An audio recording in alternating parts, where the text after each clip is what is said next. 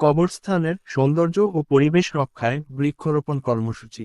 চিকনাগুল ইউনিয়নের ঘাটেরচটি ও ঠাকুরের মাটি কবরস্থানের জানাজা মাঠের মুসল্লিরা যেন ভবিষ্যতে গাছের শীতল ছায়ায় স্বাচ্ছন্দ্যে জানাজা আদায় করতে পারেন, এই মহৎ লক্ষ্যকে সামনে রেখে আজ এলাকার ব্যবসায়ী সংগঠন ফ্রিডম ফাইটার্সের উদ্যোগে বেলজিয়াম গাছের চারা রোপণ কর্মসূচি অনুষ্ঠিত হয়েছে। এর আগে সংগঠনটি কবরস্থানের সামনের বাউন্ডারির পাশে বিভিন্ন প্রজাতির ফুলগাছের চারা রোপণ করে কবরস্থানের সৌন্দর্য ও পরিবেশ রক্ষায় গুরুত্বপূর্ণ ভূমিকা পালন করেছে।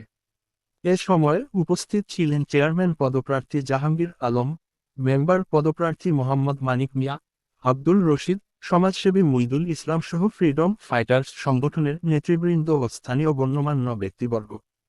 আজকের একটি চারা, আগামীর হাজারো মানুষের জন্য শীতল ছায়া।